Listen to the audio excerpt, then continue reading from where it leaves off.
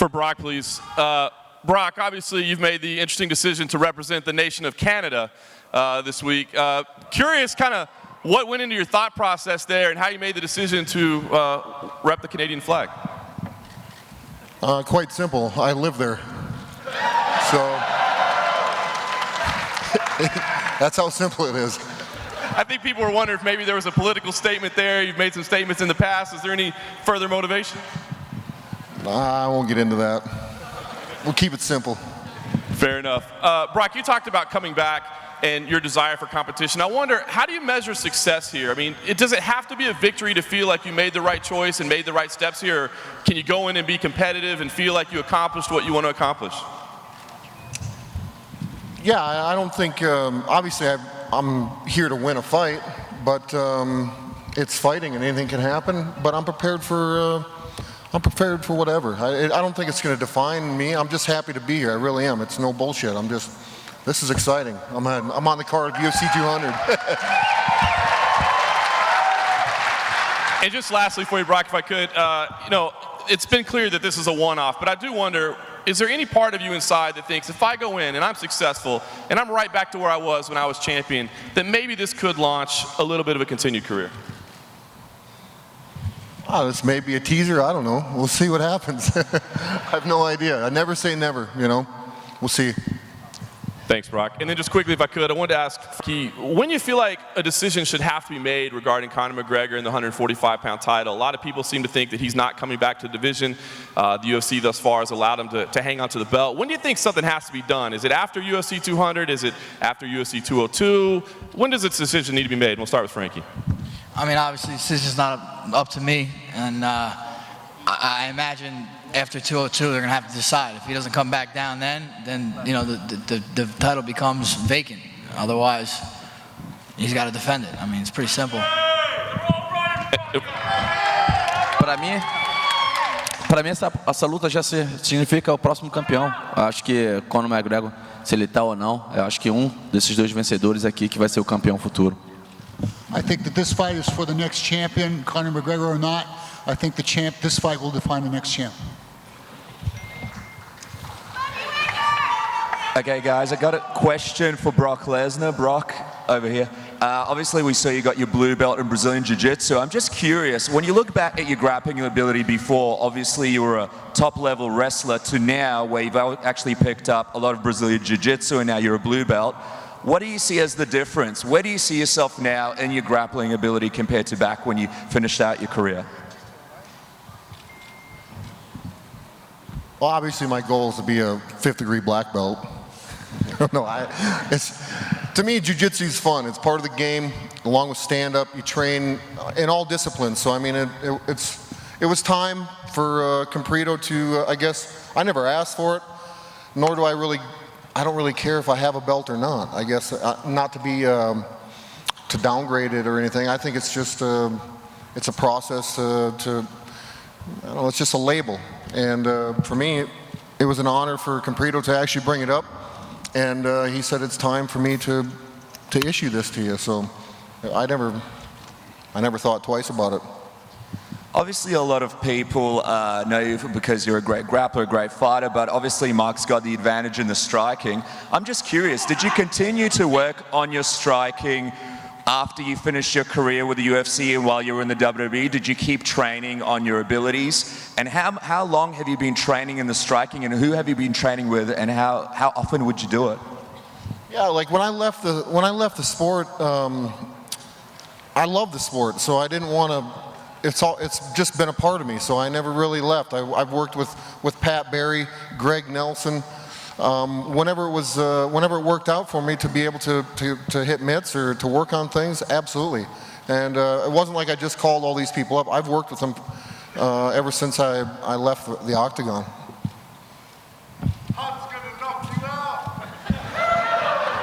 For Daniel and John, appreciate it. Can you give me 2 qualities in each other that you guys appreciate in your opponents? Maybe start with John.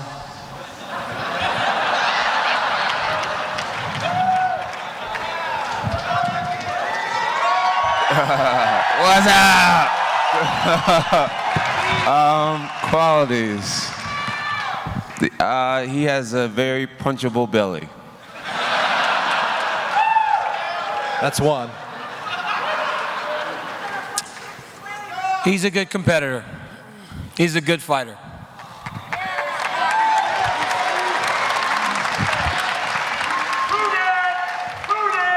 And Mark, for you, just a few thoughts on facing Brock in this thing. Yeah, it's gonna be. I'm looking forward to it. I mean, it's been a while since Brock has fought, but you know, I'm always willing to play punch face with anyone.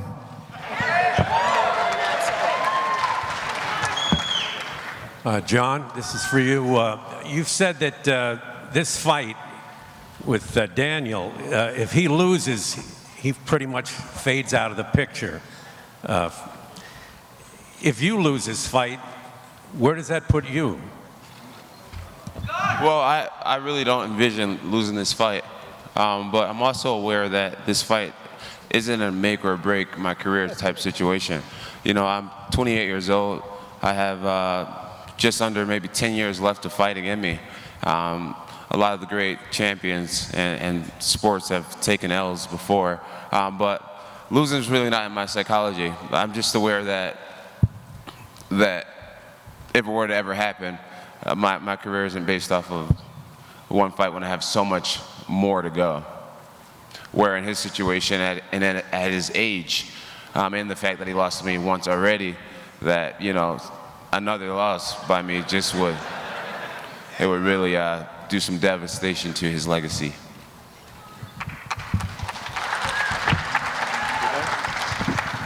Hey, Brock, question for you. Can you explain your health status when you said you left because you weren't healthy? When did you start to feel better, and did you have any other procedures after you left the UFC and before you came back? Well, I think it was like day 49 after I left. Like, I can't remember the exact hour. I feel fucking awesome. Why does it matter? I'm here.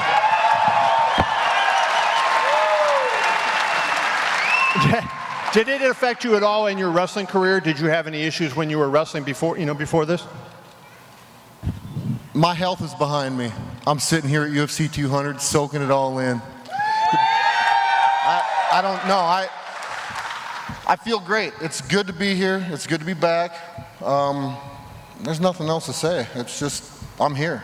I feel great. That's it. Hey, DC, a question for you. How difficult is it now for you to listen to kind of Jon, talk about the wins over you and give you the little taunts? I know you said your attitude has changed, but to be sitting there next to him and listen to that, is that difficult for you? Nah, not really. This is a game, like to him it's a game. This is no game to me. I'm not here to talk and gibber and jabber and argue like we've been doing before. I'm here to kick his ass on Saturday. So I'd rather show him than tell him again. I'm done. I'm done with all the talking and gibber and jabbering. I'm ready to fight. I can show him the things that we've done in the training better than I can actually say it to you guys out here. And Jon, if I can ask you, on the conference call, Daniel made the point that you're the world's oldest 28-year-old man and that you're a middle-aged guy at 28 years old. Can you respond to that? And do you feel like you're toward the end of your career, or do you feel you're still ascending? Well, yeah, DC said that because I used to be such a party animal that I burned my candle out on both ends, and I'm 28, but really I'm 40 or whatever. I think misery loves company. I think it's apparent right now. If you look at me and you look at him, you can tell he's having a heart weight cut. Look at his face, he's all drawn out looking. He just got over a knee injury. I feel fine. I'm not even sure if his knee's 100%. I doubt it. I'll test that on Saturday.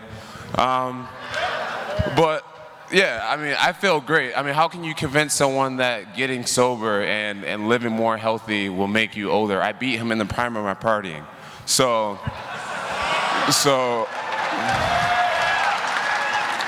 we'll see. We'll see who's the 40-year-old on Saturday. And Jon, you have had a string of decisions. When you won the title, you had a lot of finishes right away. Now you've had a string of decisions. What do you think the difference is between finishing a guy and just going the 5 rounds and getting your arm raised at the end in a decision?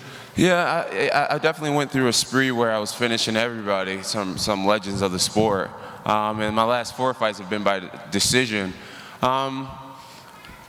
You know, I don't like the fact that I'm going to decision a lot. I think it's just my maturity and martial arts. You know, I just play the game really smart, and I know that Open St. Preux was definitely the fight that I should have finished. And I'm going to try to make up for that one on Saturday by finishing DC. I really feel like I can do it. Thank you, Jon. And Cain, if I could ask you a question.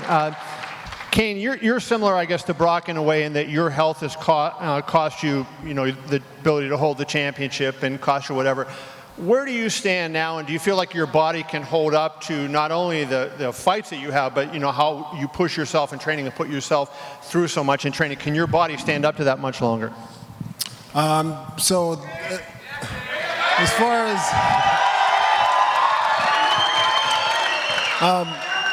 as in the past to what I've changed now, in the past, I would come into practice and just have the mentality of just going hard, and sometimes I wouldn't even stretch out, I'd be like, okay, I'm ready to go. I'm going to go in and just, bust my ass and get through a practice and get better. Now it's a lot more maintenance. It's a lot more getting warmed up really good right before practice and afterwards.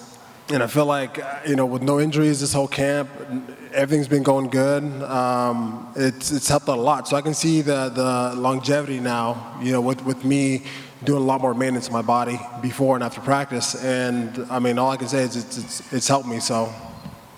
And then, Cain, if I could finish with one last question. I think, I look at DC, and I think given what he did at heavyweight and what he done at light heavyweight, he's no worse than number 3 in the world, maybe number 2 behind Jon. So you might have number 1 and number 2 Saturday going at it. Given the wide decision that there was last time, what have you seen in training camp from DC that would lead you to believe he can cover that wide gap and beat Jon on Saturday night?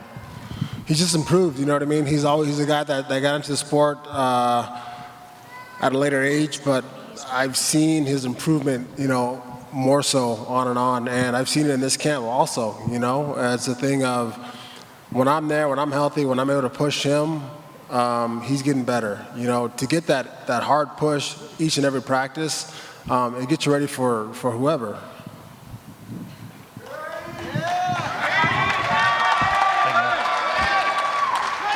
Brock, clearly you're excited to be back here in the UFC, and clearly the fans are excited to have you back. You know the relationship you have with Vince McMahon. If you go to him after a victory and say, hey, I'd like to do this occasionally a couple more times, will he allow you to do that? Can you do that?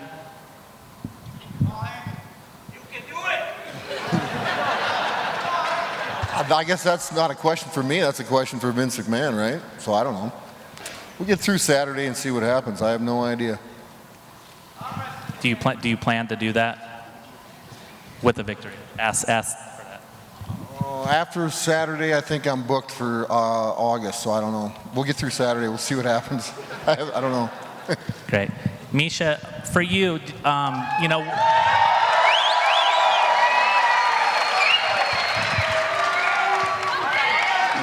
winning the belt certainly makes you feel like a champion, but a lot of champions will say that it's after they defend the belt that they really feel like it. Will you feel like that champion by beating Amanda, or will you still, knowing that Ronda and Holly are still out there wanting fights, how do you balance all that? Truly, I want to beat all the best in the world, but Amanda's the first step in sealing that legacy. So right now my focus is on Saturday, on beating Amanda. I think that's going to solidify my spot as the champion, and then we'll go from there. What do you like about the matchup against Amanda? I just think I have more tenacity, I have more heart, more determination to be here and to stay here, than she does. She has a tendency to break in fights, and I have a tendency to break people in fights. So I think it's a good matchup.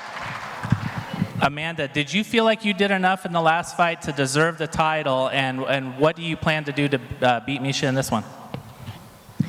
Yeah, I think 3 in a row, and I did my work, I win the fight, and I deserve the title shot. And Saturday night, you guys are gonna see a new champion. You obviously follow the division as closely as anyone. Is Miesha the best fighter in the division by your definition? Yeah, I'm gonna fight the champion.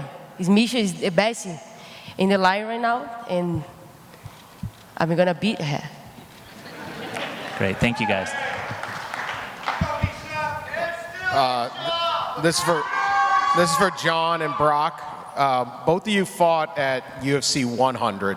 I was wondering if there was a story or a memory from that night that each of you had, and as you see the growth of the sport, that was a big night, but this is even bigger. Your thoughts on how much the sport's grown to get to UFC 200? I remember UFC 100. I fought Jake O'Brien, and I remember being so nervous because I felt like I had a new expectation, where before I was so new, I had no expectations, and then I had beat Stephan Bonner, and everyone was like, let's see if this kid can do that again. So I just remember feeling really nervous going into that fight, really trying to outperform myself. And I also had a chip on my shoulder because Jake O'Brien got to wrestle for Purdue. He went Division I, and I didn't go Division I. I always wanted to. That was my first challenge when it came to a wrestler, being able to out-wrestle a wrestler who did so much more than me during their collegiate career. And sure enough, I stopped all of Jake O'Brien's takedowns and ended up submitting him in a front headlock position. So I was just really proud of that, and I just remember the magnitude of the card, and now to be here headlining 200 is just such a great honor, and I'm going to do my best with this opportunity.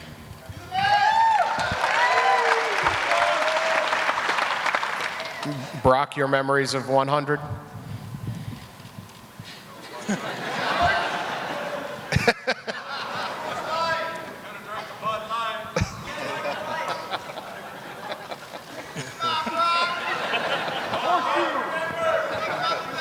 I got lots of memories, but I guess the one that sticks out the most is solidifying my heavyweight championship, avenging the loss against Frank Mir, being very excited to get my hand raised at the end, and saying some things that are very memorable. What kind of beer did you drink that night, just for the record? Go ahead. I actually had 2 different kinds that night. One for the public to see and one for me to enjoy. And stop asking him questions. Both of your thoughts on how much the sport's grown from 100 to 200. 100 felt like such a huge deal, but this is even bigger, just how far it's come in a few years. Is that for me? Yeah. Well, I mean, I think the credit goes to a lot of the credit goes to the fighters, and I think Dana would agree that without his stable of fighters and his backbone with the Fertittas, this company wouldn't be where it is today, and I think none of you sitting out there can disagree with that. So without the fighters, the UFC would be nothing, and without a promoter like Dana, I mean, it's came a long ways. Obviously, I mean, just look where we're at. We're getting covered by ESPN. We're all over the world now. So I mean, it's pretty plain and simple. I think everybody's done a good job. For Miesha and Amanda, both of you, did you watch UFC 100? And at the time, it would be almost impossible to envision that you'd be here fighting on 200. What are your thoughts on if you watched and just being here? Yeah, of course I watched UFC 100. It was a great night of fights, and I just remember thinking then that my dream was to get there one day. So today is that day, and it's been that day for a few years. So UFC 200 is going to be, I mean, it's huge. It's anticipated to be the biggest fight card in UFC history, and I think it's amazing that the UFC has given the women the opportunity to have such a strong presence on this card, and I want to go out there and defend my belt in the fiercest way possible to prove exactly why we deserve to be right where we are.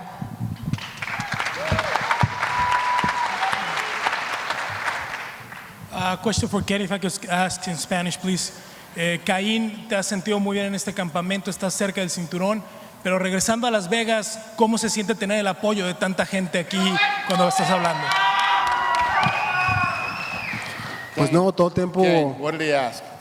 You can do the translation on this After the injuries and being recovered, how does it feel to come back and have so many support of so many Latin fans in the US? Thank you. Pues todo el tiempo orgulloso, sí, que pues a tener mucha gente detrás de mí y uno más, pues igual quiero pelear y ganar para la gente, hacer un buen ejemplo todo el tiempo y pues feliz para regresar otra vez a pelear en este gran cartelera que es UFC 200 y pues ese que contra Travis Brown es un peleador pues muy peligroso, se mueve bien, pero estoy listo para ganar esta pelea para todos. He's happy to be back, happy to be in a huge event like UFC 200. I know that Travis Brown is a very difficult fight and he's excited for the fight on Saturday. And just for Daniel, we know of the brotherhood between you and Cain. How much did it mean to be able to train with Cain for UFC 200?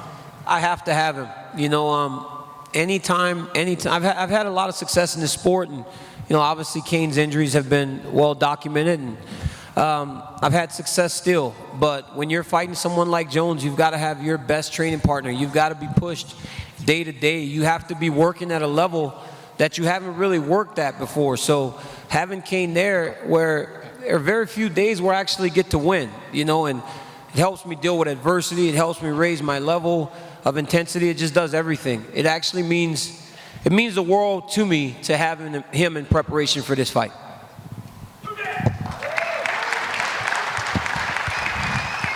Question for Jon, over here, straight ahead.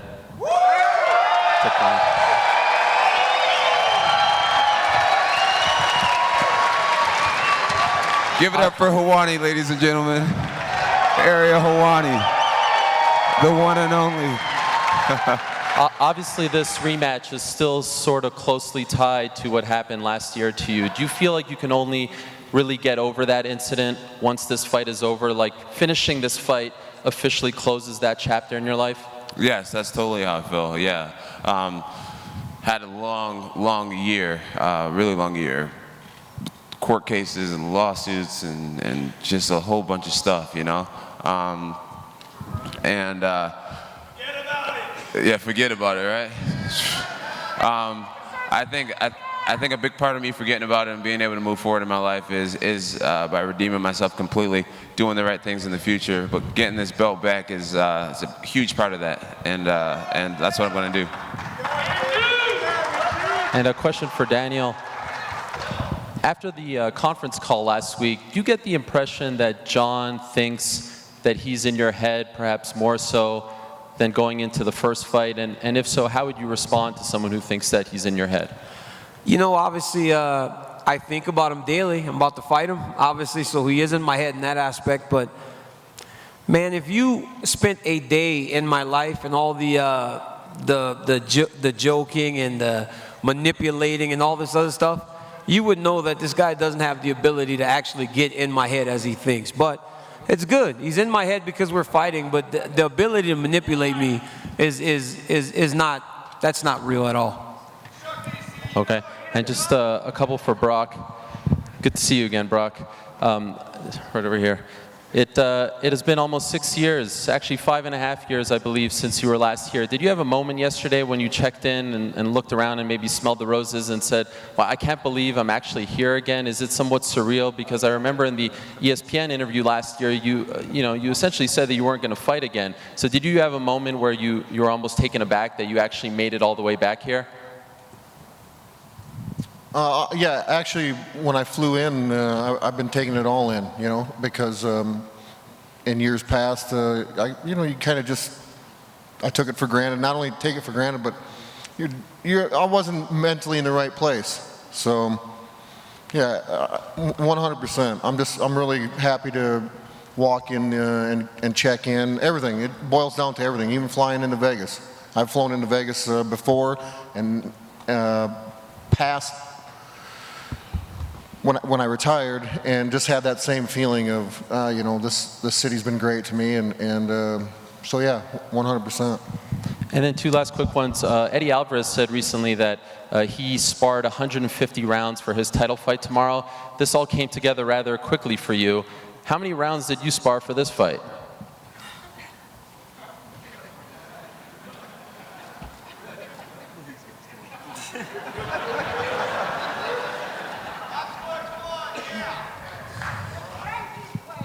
I don't think Brock's going to answer you. Okay. All right. That was free. Was that, what did you say?